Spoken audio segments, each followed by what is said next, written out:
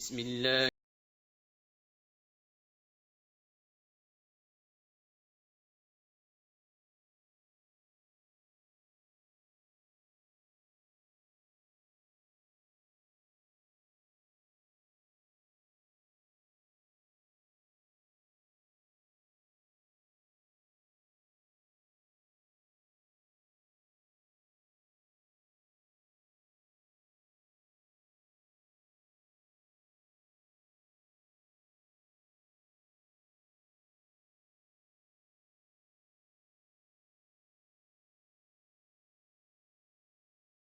اعوذ بک من همزات الشیاطین واعوذ بک رب ان یحضرون. بسم اللہ الرحمن الرحیم. الحمد للہ وسلام علی عباده الذین اصطفى ولعنۃ الدائمۃ الباقیۃ علی اعدائهم اجمعین من الآن الی قیام یوم الدین. اما بعد اوصیکم ونفسی بتقوی اللہ. وقال علی بن ابی طالب علیہم الصلاۃ والسلام اللهم صل على محمد وآل محمد واتع علی القلیل کثیرا. عزیزان محترم، اس پہلے خطبے میں سب سے پہلے اپنے نفس کو اور آپ سب کو تقوی پروردگار کی طرف دعوت دیتے ہوئے، اس لیے کہ یہ تقوی ہی وہ ہے کہ جو ہماری زندگی کا اصل سرمایہ ہے. سرمایہ کسے کہتے ہیں؟ ہر وہ چیز کی جو انسان کے لیے ہر موقع پہ یا جو جتنا زیادہ سے زیادہ کام آئے اسے انسان جمع کرتا ہے، سیو کرتا ہے. اس سیونگ کو سرمایہ کہا جاتا ہے. یہی وجہ ہے کہ آج انسان سمجھتا ہے کہ یہ مال و دولت و پیسہ یہ وہ چیز ہے کہ جب بھی کوئی مشکل پیش آئے گی ہم اس کے ذریعے سے اپنی مشکل کو حل کر لیں گے. اب ٹھیک ہے، مسائل اس سے حل ہوتے ہیں، اس میں کوئی اشکال نہیں، لیکن سارے مسائل اس سے حل نہیں ہوتے. کچھ ایسی جگہیں ہیں کہ جہاں پہ مال و دولت بھی انسان کا ساتھ چھوڑتا نظر آتا ہے. ایسے موقع کے لیے بھی انسان کے پاس سرمایہ ہونا چاہیے.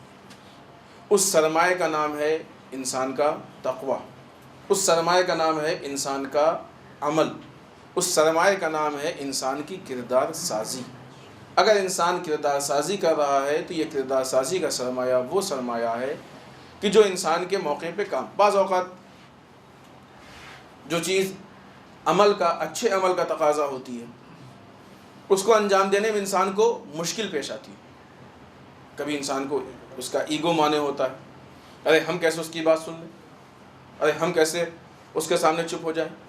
کبھی انسان کا بڑپن مانے ہوتا ہے، کبھی سماج و معاشرہ، لوگ کیا کہیں گے، لوگ دیکھ رہے ہیں، یہ چیزیں مانے ہوتی.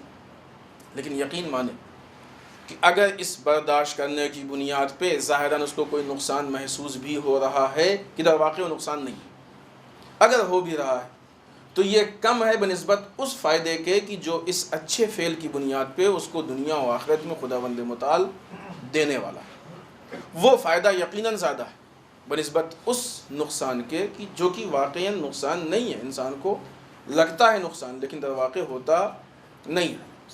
لہذا عقل مندی اسی میں ہے کہ انسان اس زیادہ فائدے کو جو دنیا و آخرت دونوں کا فائدہ ہے اس کو اپنا لے تاکہ انسان دنیا و آخرت دونوں میں کامیاب ہو جائے. آئیے سب سے پہلے امیر بیان مولا متقیان حضرت علی بن ابی طالب علیہ السلام کی زبانی متقین کے صفات میں سے ایک صفت. پچھلے ہفتے ہم نے آپ کی خدمت میں متقین کے صفات میں سے ایک صفت بیان کی تھی کہ یہ وہ لوگ ہیں کہ جن کے یہاں منکرات غائب ہوتے ہیں، یعنی جن چیزوں سے منع کیا گیا ہے اپنے آپ کو ان چیزوں سے بچا لیتے ہیں. اسی کا دوسرا پہلو، متقین وہ لوگ ہیں جن کے یہاں نیکیاں حاضر ہوتی ہیں، یعنی علیہ السلام ان کے عمل میں جگہ جگہ پہ نیکیاں نظر آتی ہیں، یعنی اپنے آپ کو نیکیوں سے سجا لیتے ہیں. ہر انسان اپنے آپ کو سجانے کی کوشش کرتا ہے نا، اور صحیح ہے. یعنی اسلام نے بھی کہا ہے کہ انسان گھر سے کارٹون بن کے نہ نکلے، آئینہ دیکھے، کنگھی کرے، خوشبو لگائے، اچھے لباس پہنے، پاک و پاکیزہ لباس پہنے، صاف لباس پہنے. ساری چیزیں کہی گئیں، لیکن یہ ساری چیزیں وہ ہیں کہ جو انسان کے جسم کو خوبصورت بناتی ہیں. اس سے کہیں زیادہ کہا گیا ہے کہ انسان اپنے نفس و کردار کو خوبصورت بنائے. وہ کیسے بنے گا؟ وہ انہی نیکیوں کو حاصل کرنے سے. انسان اپنے اندر نیکیوں کو اپناتا جائے، اس کا کردار خوبصورت بنتا جائے گا. برائیوں سے دور ہو، غیبت نہیں، فلاں نہیں. صاف ہونے کے لیے گندگی سے دور ہونا ضروری. وہ بات گزر گئی، اس کو مزید نہیں آپ کے سامنے چھیڑنا ہے، صرف اشارہ. برائی سے دور ہو جائے، غیبت سے دور، حسد سے دور، سوء ظن سے دور، فلاں سے دور، فلاں سے دور. لیکن اس کے ساتھ ساتھ اچھائیوں سے نزدیک کرے اپنے آپ کو. جب بھی بولے سچ بولے، نرم کلام سے بولے، حسن اخلاق سے پیش آئے، خوش اخلاقی. جب بھی کسی کے سامنے آئے اس طریقے سے سامنے آئے کہ اس انسان کو اس سے کوئی تکلیف نہ ہو. صلہ رحم ہونا چاہیے، لوگوں سے ہمیشہ حسن ظن ہونا چاہیے، تجسس نہیں ہونا چاہیے. ان نیکیوں سے یہ تو اخلاقی اور ملاقات کی ہو گئی. بہت ساری نیکیاں ایسی ہیں کہ جو انسان پہ خداوند متعال نے یا واجب کی ہیں یا مستحب کی. انسان اگر ان نیکیوں سے اپنے آپ کو سجا لے گا تو پھر اس کا کردار بھی جسم کے ساتھ ساتھ خوبصورت ہو جائے گا. وہ انسان کے لیے ضروری ہے. اب زیادہ سے زیادہ نیکیوں کی کوشش کرنے کے لیے انسان کو زیادہ سے زیادہ نیکیاں معلوم کرنی پڑیں گی. نیکی کہتے کس کو؟ عزیزان محترم، نیکی دو طرح کی ہوتی ہے. ایک وہ ہوتی ہے کہ جو واقعی روٹین نیکی ہوتی ہے. نیکی جیسے ظاہراً ہو گئی، آپ سے کہا گیا نماز پڑھ لیجیے، آپ نے نماز پڑھ لی، نیکی ہو گئی. اگرچہ اس میں بھی بعض اوقات مشکلات پیش آتی ہیں. نماز الگ چیز ہے، نماز جیسی چیز الگ چیز ہے، اور اسی کو ہر چیز میں لے جائے، اسی کو ہر چیز میں لے جائے. نماز جیسی چیز، روزہ جیسی چیز. ہر عبادت کے لیے کہا گیا، حتیٰ کہ حج کے لیے کہا گیا. کیا اگر اس کے تمام شرائط نہ ہو، واقعات نہ ہو تو پھر چکر. اسی طریقے سے عزاداری میں بھی ہے، جلوس میں بھی ہے. عزاداری کرنی ہے ہم کو، عزاداری جیسی چیز نہیں کرنی ہے، ہم کو اصل نیکیاں کرنی ہے. تو ایک نیکی وہ ہوتی ہے کہ جس کا یعنی جو روٹین کہا گیا ہے یہ کرو یہ کرو. ایک نیکی وہ ہوتی ہے کہ جو حالات کے حساب سے ہوتی ہے. اس وقت پڑ گیا، اس خاص مورد کے لیے حکم کلی اسلام میں موجود ہے، لیکن اس خاص مورد کے لیے کوئی حکم نہیں آیا ہے. نماز ظہر کے لیے حکم ہے، لیکن آج ایک آدمی جو ضرورت مند ہے، اس کو ضرورت ہے، یہ حکم نہیں ہے کہ فلاں آدمی اس وقت تم کو ملے گا اس کی تم ہیلپ کرو. نہیں، اس کے لیے کلی حکم ہے کہ جب بھی ایسا کوئی ملے تم اس کی ہیلپ کرو. اسلام خطرات میں ہو تم ڈیفنس کرو. یہ نیکیوں میں سے. لہذا وہ بھی نیکیاں انجام دینی ہے، یہ بھی نیکیاں انجام دینی ہے. نیکی بے طرف ہونے کا نام نہیں ہے، نیکی لا تعلق ہونے کا نام نہیں ہے، نیکی اپنے آپ کو نیوٹرل بنا لینے کا نام نہیں ہے. نیکی وہ کہ ہر وہ چیز کی جو اسلام کی نصرت و مدد کرے، اسلام کو فروغ دے، وہ نیکی ہے. کبھی یہ گھر میں بیٹھ کے ہوتی ہے، کبھی یہ مسجدوں میں ہوا کرتی ہے، کبھی قرآن کھول کے ہوتی ہے، اور کبھی میدان جنگ میں ہوتی ہے. جب اسلام کو جہاں ضرورت پڑے وہاں انجام دینے کا نام نیکی. لہذا نیکیوں کو ان روٹین چیزوں میں محدود کرنا یہ عقل مندی نہیں ہے. متقین کی صفات میں سے ایک صفت یہ ہے کہ یہ ہمیشہ نیکیوں کو اپناتے ہیں. ان نیکیوں کو اپنانے کے لیے ہم ائمہ اطہار علیہ الصلوۃ والسلام اور بالخصوص صدیقہ طاہرہ سلام اللہ علیہا کی سیرت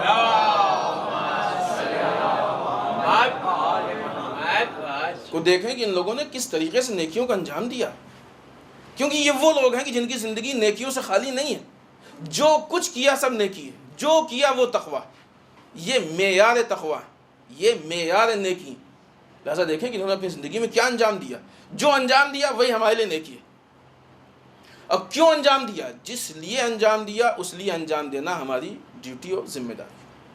آئیے مولا کے جس جملے کو ہم نے آپ کی خدمت میں پیش کیا اس کی وضاحت کریں. مولا فرماتے ہیں کہ وَاعْتِ عَلَى الْقَلِيلِ كَثِيرًا. خداوند متعال وہ ہے کہ جو لوگوں کو قلیل عمل پہ کثیر جزا دیتا ہے.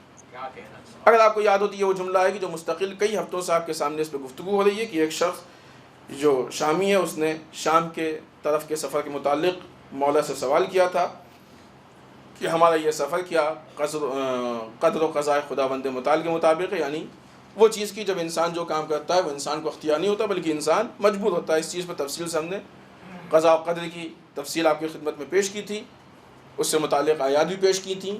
اور ان جملوں کو آہستہ آہستہ اس ہفتے جو بات آپ کی خدمت میں پیش کرنی ہے وہ یہ کہ امام نے جب اس سے بتایا کہ ایسا نہیں ہے بلکہ خداوند متعال نے اختیار دیا ہے، اس کو بیان کرتے کہتے امام فرما رہے ہیں کہ خداوند متعال وہ ہے جو تھوڑے پر بہت سا اجر دیتا ہے.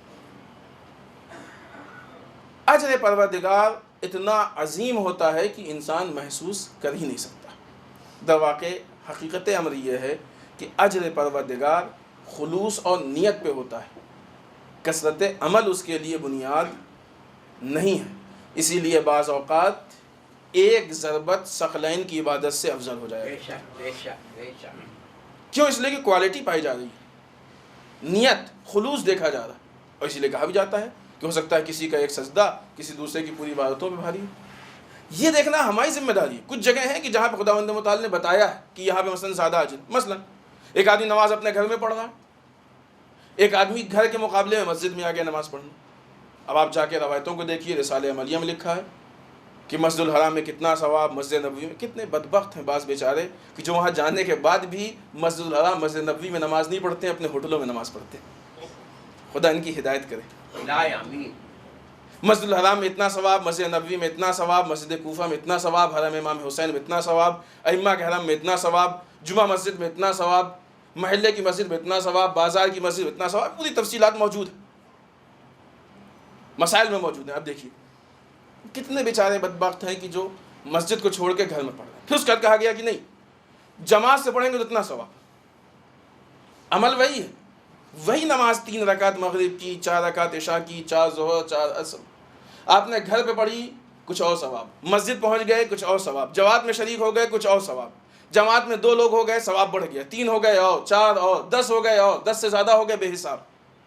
عمل تو آپ اتنے ہی انجام دے رہے ہیں نا. خداوند متعال قلیل عمل پہ کثیر اجر دیتا ہے کہ نہیں؟ شیطان بھی فالتو نہیں بیٹھا ہے، وہ بھی اپنا کام کرتا ہے. خدا نے کیوں کہا؟ اب یہاں پہ چونکہ ہماری گفتگو دوسری ہے لہٰذا ہم صرف اشارہ کریں گے، اس کی تفصیل نہیں پیش کریں گے. کیوں خدا نے کہا کہ مثلا گھر میں وہی نماز ہے؟ خدا کو کیا فرق پڑتا ہے گھر میں پڑھے انسان چاہے مسجد میں پڑھے؟ خدا کے لیے کوئی فرق نہیں، جماعت سے پڑھے یا گھر میں پڑھے. اصل پڑھے نہ پڑھے خدا کے لیے کیا فرق ہے؟ لیکن کیوں خدا نے بلایا اس کو مسجد میں؟ تاکہ مسلمانوں کے درمیان سینٹرلائزیشن قائم کر سکے، مرکزیت کو قائم کر سکے. اسی لیے جماعت کا اتنا ثواب، اور جماعت میں لوگ زیادہ بڑھ جائیں اس کا اتنا ثواب. شیطان بھی بیکار نہیں ہے، اس نے بھی کہا کہ ہم اس سینٹرلائزیشن کو توڑیں گے. لہٰذا آپ دیکھیے ہر علاقے میں ہر جگہ میں آپ کو ایسے لوگ بھی ملیں گے جو مسجد نہیں جاتے. ہوتے ہیں ان کے پاس اپنے بہانے، وہ اپنے دل کو بہلانے کے لیے کچھ نہ کچھ بہانے ڈھونڈ لیا کرتے ہیں. ہوتے ہیں بہانے، لیکن کبھی بھی انہوں نے اس بہانے کے لیے واقعی کسی عالم سے بیٹھ کے ڈسکس کی ہے کہ اس بنیاد پہ ہم مسجد میں نہیں جا رہے ہیں، اس بنیاد پہ ہم جماعت میں نہیں جا رہے ہیں، آپ بتائیے کہ یہ ہمارا عذر صحیح ہے؟ نہیں. اس مسئلے میں وہ عالم سے ہی بڑے عالم ہیں، خود ساختہ مجتہد ہیں. ہم نے آپ کو کسی موقع بتایا بھی تھا کہ اتنے بھی بدبخت لوگ ہیں کہ جو جماعت سے پہلے مسجدوں سے باہر نکل جاتے ہیں. خدا ان کی بھی ہدایت کرے انشاءاللہ. تو خدا نے متعال ہم کو ثواب کے راستے اور بہانے دے رہا ہے کہ دیکھو یہ راستے ہیں، تم ثواب اختیار کرو. تم ثواب اصل ہے کیا؟ ثواب اصل رضائے پروردگار. ثواب اصل خداوند متعال کی خوشنودی. خود ثواب اتنے کلو اتنا نہیں، خدا کتنا خوش ہوتا ہے اتنا ہی ثواب. کچھ چیزوں کا معیار بتا دیا اور کچھ چیزوں کے لیے بتا دیا کہ تم جتنا خلوص اپنے اندر، جتنا نیت کو مستحکم اور مضبوط بنا لو گے اتنی زیادہ ہم تم سے خوش ہو جائیں گے. اور جب خدا خوش ہوگا تو ظاہر سی بات ہے رضوان من اللہ اکبر. اللہ کی ذرا سی رضا کائنات کی سب سے بڑی چیز ہے. لہذا خداوند متعال اس ذات کا نام ہے کہ جس نے بتا دیا کہ تو ہمارے حکم کے مطابق عمل کرتے رہو. عزیزان محترم، کوئی بھی اگر نماز میں مسجد میں جاتا ہے تو کسی کے اوپر احسان نہیں کرتا ہے، نہ مسجد کی انتظامیہ پہ احسان کرتا ہے، نہ پیش نماز پہ احسان کرتا ہے، بلکہ حکم پروردگار کے مطابق جا رہا ہے. اپنی ضروریات کی وجہ سے جا رہا ہے، اپنی ذمہ داری کی بنیاد پہ جا رہا ہے. انسان کسی کے لیے نہیں بلکہ اپنے لیے جاتا ہے. لہذا جا کے خدا کو خوش کرنا اس کی ذمہ داری ہے. اب دیکھیں یہاں پہ خداوند متعال اس قلیل عمل پہ کتنا کثیر اس کو ثواب دے رہا ہے، کتنا عظیم اجر دے رہا ہے. اس کے آگے مولا ارشاد فرماتے ہیں کہ خداوند متعال کی نافرمانی اس لیے نہیں ہوتی ہے کہ وہ مغلوب ہو گیا. یعنی ایسا نہیں کہ ہمارے اندر طاقت زیادہ ہو گئی ہے اس لیے خدا یہ کہہ رہا ہے لیکن ہم نہیں کریں گے. وہ مغلوب نہیں ہے، اور نہ اس کے مقابلے میں اس کی اطاعت اس لیے ہوتی ہے کہ اس نے مجبور کر دیا ہے. ہم مجبور ہیں لہٰذا ہم کو کرنا نہیں، ایسا بھی نہیں. نہ اس لیے اطاعت ہو رہی ہے کہ اس نے ہم کو مجبور کر دیا اطاعت کے لیے، نہ اس لیے نافرمانی ہو رہی ہے کہ وہ اس کا مثلا اس کی طاقت نعوذ باللہ کم ہو گئی، ہمارے زیادہ ہو گئی لہٰذا ہم نہیں نماز پڑھتے. نہیں، ایسا نہیں ہے. خداوند متعال نے ہم کو حکم دیا، حکم کے بعد اختیار دیا. اطاعت معرفت کی بنیاد پہ ہوتی ہے، نافرمانی جہالت کی بنیاد پہ ہوتی ہے۔ نہ وہاں پہ وہ مغلوب ہوا ہے، نہ یہاں پہ یہ مجبور ہوا ہے، نہیں۔ جتنی انسان کے اندر معرفت بڑھتی جائے گی اتنی ہی انسان کے اندر اطاعت کا جذبہ اتنا بڑھتا جائے گا۔ جو لوگ اطاعت پروردگار، عبادت پروردگار سے دور بھاگتے ہیں، سمجھ لیجئے کہ اتنی معرفت کم ہے ان کے یہاں، اتنا علم کم ہے، اتنی سمجھ کم ہے، اتنی فہم کم ہے۔ اور جو عبادت کے میدان میں جتنا آگے بڑھ رہا ہے، سمجھ لیجیے اتنی معرفت زیادہ ہے کہ نہیں؟ بہت مشہور واقعہ ہے، سنتے بھی ہم لوگ، اچھا بھی لگتا ہے، تعریف بھی کرتے ہیں۔ جب کسی نے امام سے پوچھا کہ سفر پہ جائیں، امام نے منع کیا کہ مت جاؤ، نقصان ہوگا، اور لوٹ کے آیا اور کہا کہ مولا آپ نے کہا نقصان ہوگا، ہمارا تو بہت فائدہ ہوا۔ امام نے کہا بہت سنا ہے آپ نے، یاد ہے آپ سب کو، کہا فلاں مقام پہ تمہاری نماز چھوٹی تھی۔ کہا مولا نماز بھی ایک چھوٹ گئی تھی، قضا ہو گئی تھی، کب اس سے بڑا نقصان کیا ہوگا؟ سوچئے ہماری زندگی میں کتنے نقصانات ہے کہ نہیں؟ یہ مسائل پیش آتے ہیں کہ نہیں پیش آتے ہیں؟ ہم نہیں کہہ رہے ہیں کہ لوگ ایسا سب کرتے ہیں، لیکن نہیں، اگر ایک جگہ بھی ہو رہا ہے تو اس انسان کے لیے عبرت کا مقام ہے کہ عبرت لے ان چیزوں سے، اپنے آپ کے اندر سدھار پیدا کرنے کی کوشش کریں۔ اگر کہیں پہ عمل میں ہم کو مزہ نہیں آ رہا ہے، کہیں پہ عمل سے متعلق ہمارے اندر تساہلی محسوس ہو رہی ہے، دل نہیں لگ رہا ہے، تو ہم فوراً جا کے دیکھیں کہ ہماری معرفت میں کیا کمی ہے۔ لوگ آ کے پوچھتے ہیں کہ انہوں نے کون سی ایسی دعا ہے کہ نماز میں جو ذہن تو بھٹکتا ہے نہ بھٹکے، دل لگے، دعاؤں میں دل لگے۔ دعاؤں کے لیے کوئی دعا نہیں ہوتی ہے، رسول نے بھی یہ کام دعاؤں سے نہیں کیا ہے، رسول نے یہ کام معرفت پھیلا کے کیا ہے۔ امام علی نے لوگوں کو معرفت دی ہے، معرفت بانٹی، معرفت کی بنیاد پہ دل لگتا ہے، ورنہ اگر دعا کے حساب سے لگے تو ہر انسان کے پیچھے ایک دعا پڑھ دی جائے اور پکا مومن بن جائے۔ اصل ان دعاؤں کا ایسا کوئی مقام بھی نہیں ہے۔ ہاں وہ دعائیں ہیں کہ جو انسان اور خدا کے بیچ میں رابطہ بنتی ہیں، وہ دعائیں ہیں کہ جن کے ترجمے سے انسان کے اندر خود معرفت، آپ صحیفہ سجادی ہم نے 12 کہا، پڑھیے ترجمہ پڑھیے، خود معرفت کا خزانہ ہے، خدا کی معرفت پیدا ہوتی ہے، خود نماز معرفت کا خزانہ ہے۔ اسی نماز کو سمجھتے جائیں گے، اسی نماز میں دل لگنا بڑھتا جائے گا، مزہ آنا بڑھتا جائے گا، عبادت کا مزہ محسوس ہوگا۔ ہم صرف پہلے اپنا اتنا امتحان لیں کہ ہم کو آیا عبادتوں میں مزہ آتا ہے کہ نہیں آتا ہے، اور اگر آتا ہے تو دنیا میں کتنی چیزیں ہیں جن سے زیادہ آتا ہے، کتنی چیزیں جن سے کم آتا ہے۔ سب سے زیادہ ہم کو نماز میں اور اطاعت پروردگار میں مزہ آنا چاہیے۔ اگر کہیں سے کم ہے تو ہماری معرفت میں کمی ہے، ان معرفت کے خزانوں کو بڑھانے کی کوشش کریں تاکہ ہم کو عبادتوں میں مزہ آنے لگے۔ عزیزان محترم، امام علی نے بہت واضح الفاظ میں کہا کہ خداوند متعال اس ذات کا نام ہے کہ جس نے نہ کبھی انسان کو مجبور کیا ہے کہ انسان مجبور ہو کے ہمارا عمل انجام دے، اور نہ ہی خدا کبھی ایسا مغلوب ہوا ہے کہ انسان سرکشی کر لے۔ لہٰذا انسان کی اطاعت کرنا یہ انسان کا اپنے اندر کا جذبہ ہے، اپنا کمال ہے، اور انسان کے سرکشی کرنا یہ انسان کی نالائقی ہے۔ خداوند متعال انسان کی سرکشیوں کو دیکھتا ہے، دیکھنے کے بعد اس کو موقع و مہلت دیتا ہے کہ اب بھی تمہارے پاس وقت ہے، اگر سدھر جاؤ تو ایک استغفار میں ہم ان سب چیزوں کو معاف کرنے کو تیار ہیں۔ اگر سدھر جاؤ، ابھی بھی تم کو ہم نے مہلت دی ہے، ایک استغفار میں جو سچے دل سے ہو ہم یہ سب معاف کرنے کو تیار ہیں۔ ہم انتظار کر رہے ہیں کہ تم ہماری بارگاہ میں واپس پلٹ آؤ، لیکن تم ایسے نالائق ہو کہ واپس آنے کا نام نہیں لیتے۔ یا سریع الرضا، اے وہ کہ جو بہت جلد راضی ہو جانے والا ہے۔ مشکل بندے کی ہے کہ بندہ راضی نہیں ہوتا ہے، خدا راضی ہونے کے لیے تیار بیٹھا ہے، بندہ ہے کہ راضی ہونے کا نام نہیں لیتا۔ بسم اللہ الرحمن الرحیم۔ انا اعطیناک الکوثر فصل لربک وانحر انا شانئک هو الابتر۔ اللهم صل على محمد وآل محمد، اللهم صل على محمد وآل محمد، اللهم صل على محمد وآل محمد۔ رب اعوذ بک من همزات الشیاطین واعوذ بک رب ان یحضرون۔ بسم اللہ الرحمن الرحیم۔ الحمد للہ الذی لا یبلغ مدحتہ القائلون ولا یحصی نعماہ العادون ولا یؤدی حقہ المجتہدون اللہم صلی وسلم علی صاحب الدعوة النبویہ والصولة الحیدریہ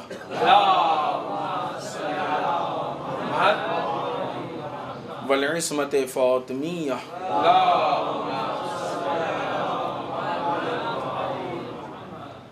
والحلم الحسنیہ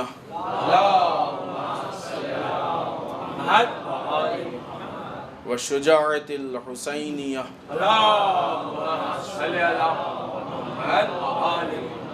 والعبادة السجادیہ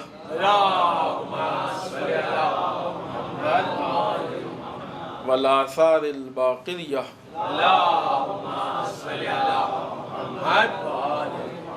والمأثر الجعفریہ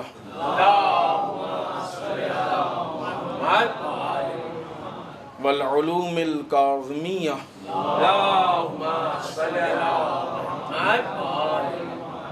والرضاء الرضویہ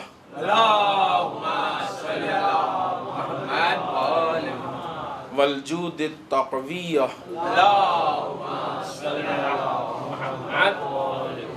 والنقاوة النقویہ والہیبة العسکریہ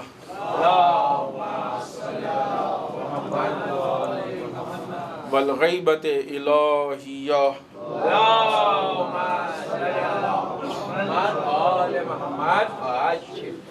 واللعنة الدائمة الباقية على أعدائهم أجمعين من الآن إلى قيام يوم الدين اما بعد. اس دوسرے خطبے میں ایک بار پھر اپنے نفس کو اور آپ سب کو تقوی پروردگار کی تاکید کرتے ہوئے اس ہفتے کی مناسبات میں سب سے پہلی اور سب سے اہم مناسبت کہ جو آج کی تاریخ ہے،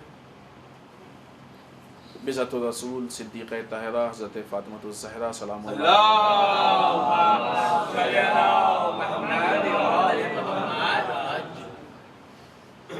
کہ شہادت کی تاریخ ہے. ہم آپ سب کی خدمت میں آج کی اس مناسبت کی تسلیت پیش کرتے ہیں اور اپنے اور آپ کی طرف سے تمام علماء، مراجع، ولی فقیہ اور بالخصوص وقت کے امام کی خدمت میں تسلیت و تعزیت پیش کرتے ہیں. اللہم صلی علی محمد و آل محمد وعجل. بعض روایتوں کے حساب سے یہ بھی وہ تاریخ ہے کہ جس دن بیوی اس دار فانی سے رخصت ہوئی ہے اور جا کے اپنے باپ اور خدا کی رحمت سے پیوست ہو گئی. عزیزان محترم، صدیقہ طاہرہ کے کارناموں کو اگر دیکھا جائے تو اسلام کی حیات پہ، اسلام کے زندہ ہونے پہ صدیقہ طاہرہ کا بہت بڑا احسان ہے. ایک طرف سے صدیقہ طاہرہ نے اپنی اس مختصر سی عمر میں اسلام کو ہر طرح کے خطروں سے بچانے کی پوری کوشش کی اور بچایا.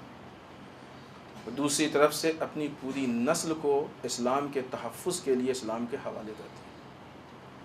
یعنی اگر آج بھی کوئی وارث اسلام ہے تو در واقع وہ وارث زہرا ہے کہ جو اسلام کا وارث بن کے اس دنیا میں آئے گا اور دنیا کو عدل و انصاف سے بھر دے گا.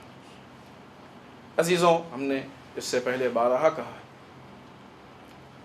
کہ ہر مناسبت پہ ہم اس معصوم سے کچھ لینے کی کوشش کریں. مناسبتیں صرف اس لیے نہیں آتی ہیں کہ ہم صرف ان کے متعلق کچھ ایسی ایکٹیویٹیز کریں کہ جن سے ہمارے درمیان تبدیلی نہ ہو. نہیں، یقیناً ذکر ہے تو اس کا اجر بھی ہوگا اور ثواب بھی ہوگا، وہ اپنی جگہ، لیکن اس سے جتنا مکمل فائدہ اٹھا سکتے ہیں، بلکہ جو اصل مقصد ہے وہ پورا نہیں ہوگا. ہم اپنے اندر تبدیلی کی کوشش کریں. صدیقہ طاہرہ کی بہت ہی بیسک چیز اور بہت ہی عام چیز کی جس کو ہر لمحے پہ صدیقہ طاہرہ نے پیش کرنے کی کوشش کی ہے وہ ہے حجاب. آج ہماری یہ کوشش ہونی چاہیے کہ ہمارے گھر میں ہم طے کریں کہ ہم صدیقہ طاہرہ کے ماننے والے ہیں کہ نہیں، صدیقہ طاہرہ کی سیرت پہ عمل کرنے والے ہیں کہ نہیں، صدیقہ طاہرہ کی سیرت کو صحیح مان کے اس کو اپنانے کے لائق سمجھتے ہیں کہ نہیں. دو چار والی بات زبان کچھ اور کہے اور عمل کچھ اور کہے، یہ چیز صحیح نہیں ہے، بالخصوص ایک علی کے چاہنے والے کے لیے چیز زیبا نہیں دیتی ہے۔ بہت عام سی چیز ہے لیکن بہت بڑی چیز ہے۔ کچھ گناہ ایسے ہوتے ہیں کہ جب انسان کرتا ہے تو اس گناہ کا تعلق خود اس کی ذات سے ہوتا ہے، اس نے گناہ کیا، گنہگار ہو گیا۔ لیکن کچھ گناہ ایسے ہوتے ہیں کہ جن کی وجہ سے دوسرے لوگ بھی گناہ میں ملوث ہوتے ہیں، سماج میں فساد پھیلتا ہے۔ بے حجابی ان گناہوں میں سے ہے کہ گناہ کرنے والی خاتون تو گنہگار ہے ہی ہے، دوسروں کو گناہ میں بھی مبتلا کر رہی ہے اور سماج کو بھی فاسد کر رہی ہے، سماج کو بھی خراب کر رہی ہے۔ ایک خاتون کے بے حجاب نکلنے سے سماج کے فاسد ہونے کا بہت زیادہ خطرہ ہوتا ہے۔ آپ آیات کو دیکھیں، آج کل الحمدللہ صدیقہ طاہرہ کے شہادت کی مناسبت پہ جو حدیثیں میسج ہو رہی ہیں، ان میں سے اچھی خاصی حدیثیں جو ہیں وہ حجاب سے متعلق، اگرچہ بہت کم ہے دوسری حدیثوں کی نسبت بہت کم۔ اس کے مقابلے میں وہ چیزیں زیادہ بھیجی جا رہی ہیں کہ جن کا سیاق و سباق نہیں ہے، جبکہ اس کے لیے ضروری ہے۔ لعنت کی حدیثیں، تبرے کی حدیثیں، تبرہ کرو صحیح ہے، لیکن آج کے عرف عام میں کس طریقے سے کرو، یہ کس نے بتایا ہے؟ اگر رسول خالی یہ کہتے نماز پڑھو نماز پڑھو نماز پڑھو، رکوع و سجدہ نہ بتاتے، آج تبرے کا اور لعنت کا غلط طریقہ ہمارے درمیان رائج کیا جا رہا ہے، اور اس کا کہتا ہے لعنت کرو۔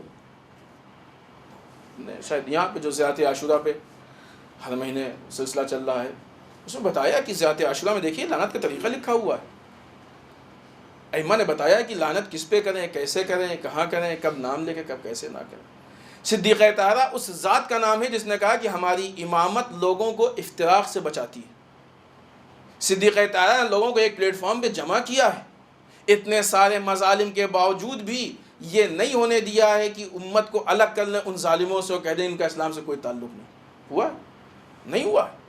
صدیقہ طاہرہ نے ایسا کوئی قدم نہیں اٹھایا، امت کے اتحاد کے لیے پوری کوشش کی۔ یہ کیسے ہو سکتا ہے کہ جس صدیقہ طاہرہ کی نگاہوں کے سامنے، جس امام علی کی نگاہوں کے سامنے امت دو حصوں میں نہیں بٹ پائی، تو آج اس کے نام پہ کیوں بانٹا جا رہا؟ بہرحال یہ ہماری گفتگو نہیں تھی، ہماری گفتگو اصل چل رہی تھی حجاب پہ۔ بہت اہم چیز ہے حجاب۔ دیکھیں، ایک تو ہے حجاب۔ حجاب کسے کہتے ہیں؟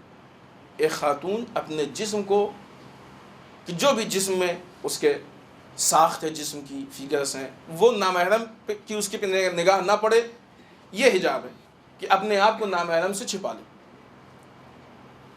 اگر نہیں چھپا رہی ہے تو یہ ہو گئی بے حجابی۔ ایک ان دونوں کے بیچ کی چیز ہے جس کو کہتے ہیں بد حجابی۔ وہ کپڑے کی جو حجاب کے لیے استعمال ہوتے ہیں ان کپڑوں کو پہنتی ہے، لہذا اس کو آپ بے حجاب نہیں کہہ سکتے۔ مثلا مانتو پہنتی ہے، لیکن اتنا ٹائٹ مانتو ہے کہ حجاب مکمل نہیں، اسے کہتے ہیں بد حجابی۔ ممکن ہے کہ آج ہماری بہنیں، بزرگ خواتین شاید اس بنیاد پہ اس کو پہنتی ہوں کہ ان کو علم نہ ہو حقیقت کا، وہی سمجھ رہی ہیں کہ ہم حجاب کر رہے ہیں، در واقع حجاب نہیں ہے، بد حجابی ہے۔ یہ خود زمانے کو، یہ خود دنیا کو، یہ خود لوگوں کو فاسد کرنے کا ذریعہ ہے۔ جب حجاب کہیں، حجاب کا مقصد پہچانیں۔ کپڑے جب ہم لباس پہنتے ہیں تو ایک موقع آتا ہے کہ جب یہ طے ہوتا ہے کہ لباس چھوٹا ہو گیا ہے، لہٰذا اس کو اتار دیا جاتا ہے، کسی ضرورت مند کو دے دیا جاتا ہے، جو بھی اس کا حساب کتاب۔ یہ جو آپ حجاب کے نام پہ کوٹ یا مانتو پہن رہی ہیں، جس دن یہ اتنا ٹائٹ ہو جائے کہ جسم ظاہر ہونے لگے یہ چھوٹا ہو گیا ہے۔ جسم کے اوپر بٹن بند ہو جانے کا مطلب یہ نہیں ہے کہ آپ کے سائز کا ہے، مقصد پورا نہیں کر رہا، اس کا مطلب یہ چھوٹا ہو گیا۔ یہ ہے بد حجابی۔ اسی لیے کہا گیا ہے کہ حجاب کے لیے بہترین کوشش جو ہے وہ چادر، کبھی چھوٹی نہیں ہوتی چادر، ہمیشہ جسم کو چھپائے رہتی ہے۔ بہترین کوشش حجاب کے لیے ہے چادر، جس کے بعد پھر جسم کی ساخت نہیں جھلکتی۔ بہرحال ہر انسان کی ذمہ داری کی کوشش کرے۔ تو ایک حجاب وہ کی جو واقعی حجاب ہے، جو ہم سب کی ذمہ داری ہے، صدیقہ طاہرہ نے اپنی سیرت میں اور اپنے ارشادات اور فرمودات میں جگہ جگہ پہ پیش کیا، یہ حجاب ہو گیا۔ ایک وہ چیز ہے کہ جو بد حجابی، جس سے ہم کو بچنا ہے، اور ایک وہ چیز جو بے حجابی، ہم کو بے حجابی سے بھی بچنا ہے، بد حجابی سے بھی بچنا ہے۔ بعض اوقات اسکارف ایسے لگے ہوئے ہوتے ہیں کہ آگے سے بال دکھتے ہیں، ٹھیک ہے، مرد ہمارے دکھ رہے ہیں، مرد کا بال چھپانا واجب نہیں، لیکن خاتون کا اگر دکھے تو جائز نہیں، خاتون کا بال نہیں دکھنا چاہیے۔ اگر بال دکھ رہا ہے تو حرام میں مبتلا ہے، دیکھنے والا بھی حرام میں مبتلا ہے۔ بعض اوقات اسکارف کے نیچے سے ہوتے ہیں، یعنی اسکارف اتنا چھوٹا ہوتا ہے کہ آگے سے بھی بال دکھتے ہیں اور پیچھے سے بھی دکھتے ہیں. پھر وہی بات ہے کہ ممکن ہے کہ وہی بیچاری یہ سمجھ رہی ہو کہ اسکارف کا پہننا حجاب ہے. نہیں، اسکارف کا پہننا حجاب نہیں، بالوں کا چھپانا حجاب ہے. فرق ہے دونوں میں. اگر اسکارف کا پہننا حجاب ہے تو فارمیلٹی پوری کر کے انسان یہ سمجھے گا کہ ہم نے حجاب کو پورا کر لیا. نہیں، بالوں کا چھپانا حجاب ہے. آپ اس طریقے سے اسکارف پہنے کہ بال چھپ جائیں، اس طریقے سے کوٹ و مانتو پہنے کہ جسم چھپ جائے، یہ حجاب ہے.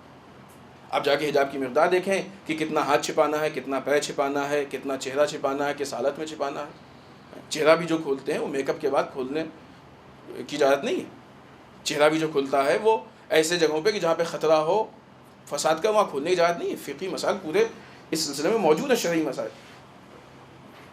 یہ ہوتا کیوں؟ احساس کمتری کی بنیاد پہ ہوتا ہے. بہت شارٹ میں، کیونکہ ظاہر بات سے خطبے میں حجاب پہ تفصیلی گفتگو نہیں ہو سکتی.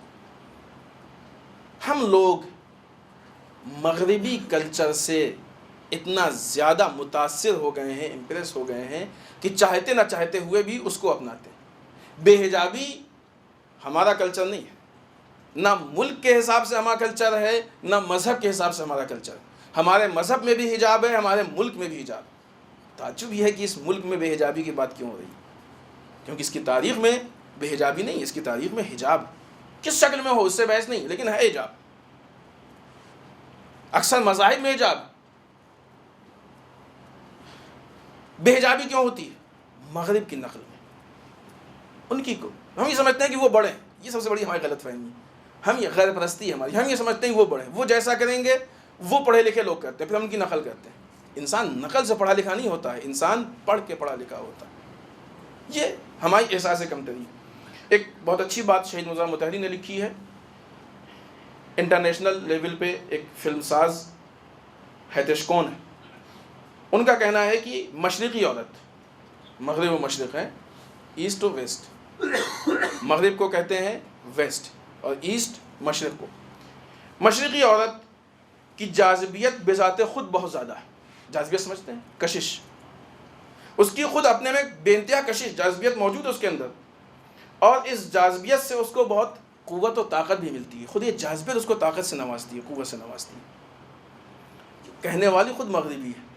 خیال ہے جس نے کہا ہے وہ خود مغربی ہے. لیکن ان کششوں کے نتیجے میں، ان کوششوں کے نتیجے میں کہ جو اس نے اپنے آپ کو مغربی عورت کے برابر لانے کی خاطر کی ہیں، آہستہ آہستہ اس کا حجاب اتر گیا.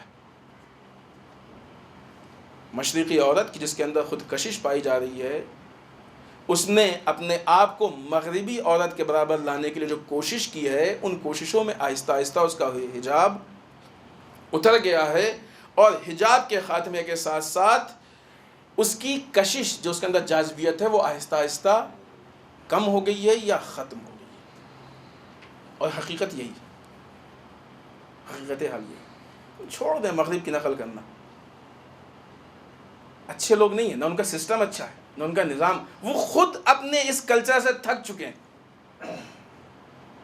وہ خود سیکنڈ ہینڈ کلچر ہے جو ہمارے یہاں آ رہا ہے، بلکہ اور زیادہ اس کو آپ مان لیجیے. ہم چھوڑ دیں ان چیزوں کو. یہ چیزیں ہمارے فائدے کی نہیں، سوائے نقصان کے. آپ دیکھیں کہ اس بے حجابی کی بنیاد پہ کتنے فساد پائے جا رہے ہیں وہاں پہ. کاش کبھی موقع ہوا اور ذکر کریں ہم آپ کے سامنے. کتنے فساد پائے جا رہے ہیں وہاں پہ. یعنی کوئی بھی فساد کی ایسی قسم نہیں ہے کہ جس کا آپ تصور کر سکتے ہوں اور وہاں پہ نہ. تصور کیجیے آپ. چھوڑ دیں ہم ان چیزوں.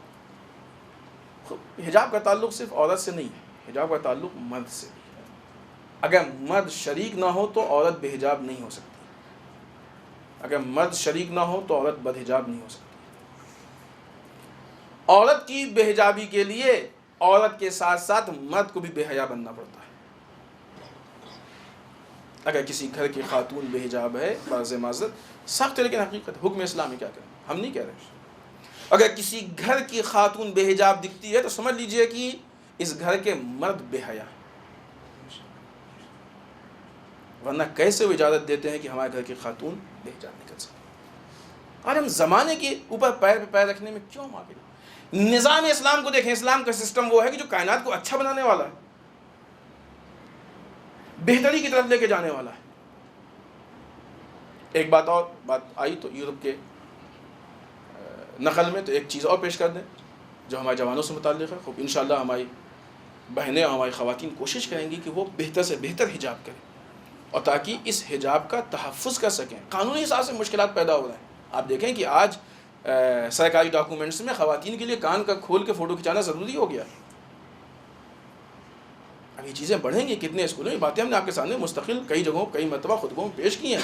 اسکولوں میں حجاب پہ پابندی ہو گئی ہے. اسکول کیمپس میں آپ کی لڑکیاں حجاب نہیں پہن سکتی ہیں, حتیٰ کہ گیٹ کے سامنے تک وہ منع کرتے ہیں. ساری چیزیں تفصیلی گفتگو ہو چکی ہے, لہٰذا ہم ان چیزوں کو ریپیٹ نہیں کر رہے ہیں. یہ کیوں؟ اس لیے کہ ہم نے حفاظت نہیں کی ہم نے, لیکن جن قوموں نے اپنے جن قوانین کی حفاظت کی ہے ان کے اوپر کوئی قانون نہیں بنتا ہے.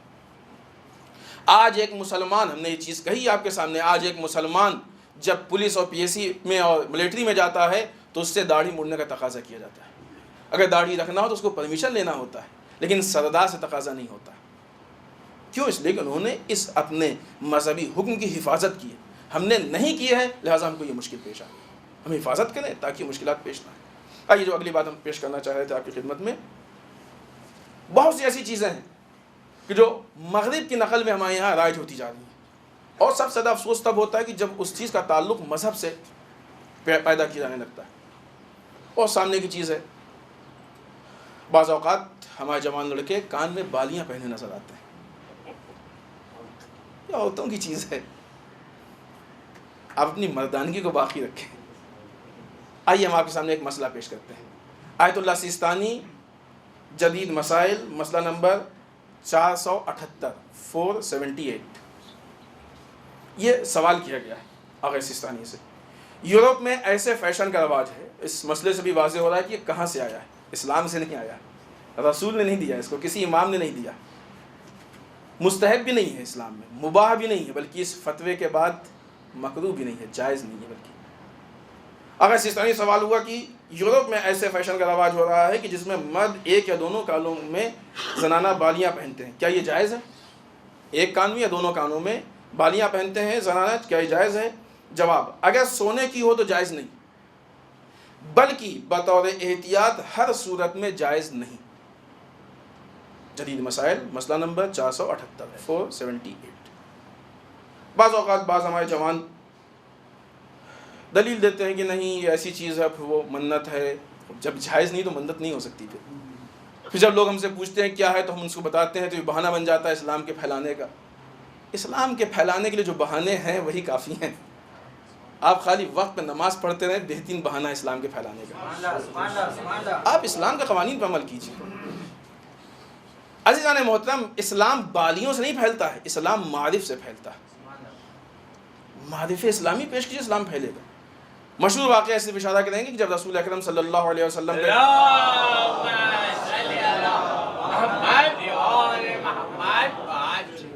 بیٹے کا انتقال ہوا اور اسی دن سورج کو گرہن لگا, لوگوں نے کہا کہ رسول کے بیٹے کے مرنے کی وجہ سے سورج کو گرہن لگا ہے. رسول کو خبر ملی, رسول نے آ کے انکار کیا کہ ایسا کچھ نہیں. اگرچہ رسول چپ رہتے تو شاید بعض لوگوں کے لیے یہ بہانہ بن جاتا کہ اسلام اتنا قوی ہے کہ رسول کے بیٹے میں تو سورج کو گرہن لگ گیا. رسول نے کہا نہیں ایسا کچھ نہیں, اتفاق ہے, وہ ایک الگ چیز ہے, یہ ایک الگ چیز ہے, اتفاقاً دونوں جمع ہو گئے. جو چیز اسلام میں نہیں ہے اس کے ذریعے سے اسلام کی تبلیغ کی کوشش نہ کیجیے, اس لیے کہ آج یہ اچھی مانی جا رہی ہے تو لوگ اسلام کو اچھا سمجھ لیں گے, لیکن کل جب یہی چیز بری ہو جائے گی تو اسی کی بنیاد پر لوگ اسلام کو برا سمجھیں گے, جیسا بعض چیزوں کی وجہ سے ہو رہا ہے, اگرچہ بعض نادان اس کو نہیں سمجھ پا رہے. اسلام حکمت کا دین. اگر کوئی یہ سمجھتا ہے کہ ہم اس چیز کو ایڈ کر کے اسلام کی تبلیغ کر لیں گے تو تبلیغ ہو نہ ہو یہ بات کی بات ہے, لیکن یہ طے کر دیتا ہے کہ نعوذ باللہ خدا کو یہ نہیں معلوم تھا کہ اس کی وجہ سے اسلام پھیل سکتا ہے. نقص نظام پروردگار میں ثابت کر رہا ہے. وہ اپنے ہوش انسان سنبھالے, آپ کو ضرورت نہیں کوئی چیز ایڈ کرنے کی. اسلام جتنا ہے وہ کافی, اسی کو صحیح طریقے سے ہم سمجھ لیں اور اس کو پھیلا لیں, اسی سے اسلام انشاءاللہ دنیا میں پھیل بھی جائے گا اور لوگوں تک پہنچ بھی جائے گا. بہت جلدی سے حالات حاضرہ کے متعلق ایک دو باتیں.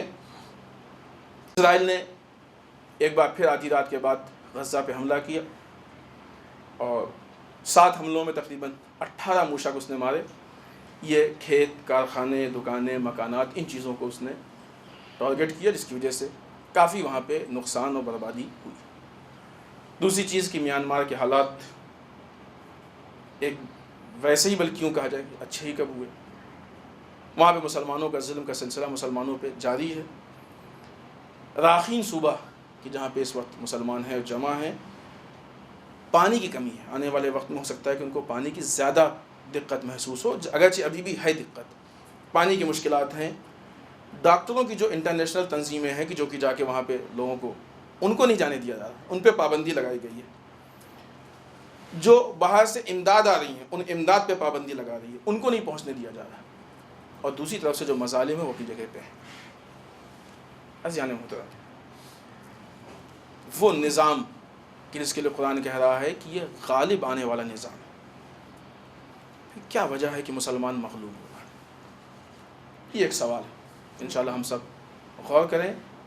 اسی لیے وہ نظام اپنا نتیجہ نہیں دے رہا ہے کیونکہ نظام جس شکل میں ہم کو دیا گیا ہے اس شکل میں عمل ہی نہیں ہو رہا. کہیں نہ کہیں سے اس نظام اور سسٹم میں کوئی کمی ہے. اگر ہم یہ چاہتے ہیں کہ غالب ہو جائے تو ہم پورے پیکج کو اپنا بھی لیں، پورے پیکج کو رائج بھی کر لیں. انشاءاللہ پھر قرآن کے وعدے کے مطابق یہ غالب بھی آ جائے گا اور مشرکین کو برا بھی لگے گا. آئیے بارگاہ پروردگار میں دعا کرتے ہیں پالنے والے ہم سب کو اعمال صالحہ کی توفیق عنایت فرمائے. بار اللہ اعمال قبیحہ سے محفوظ رکھ. بار اللہ ہمارے گناہوں کو بخش دے. بار اللہ ہمارے مرحومین کو بخش دے. پالنے والے اسلام و مسلمین کی حفاظت فرما. بار اللہ دشمنان اسلام کو نیست و نابود کر دے. بار اللہ جو پریشان حال ان کی پریشانیوں کو دور فرما. بار اللہ جو لا اولاد ان کو اولاد صالح عنایت فرما. بار اللہ جن کے شادیوں و مشکلات ان کے مشکلات کو حل فرما. بار اللہ ہمارے علماء کا سایہ ہمارے سروں پہ باقی رکھ. بار اللہ رہبر مراجع کو طول عمر عنایت فرما. بار اللہ امام کے ظہور میں تعجیل فرما. ہمیں ان کے اعوان و انصار میں شریک ہونے کی توفیق عنایت فرما. ربنا تقبل منا انك انت السميع العليم. بسم الله الرحمن الرحيم. قل هو الله احد الله الصمد لم يلد ولم يولد ولم يكن له كفوا احد.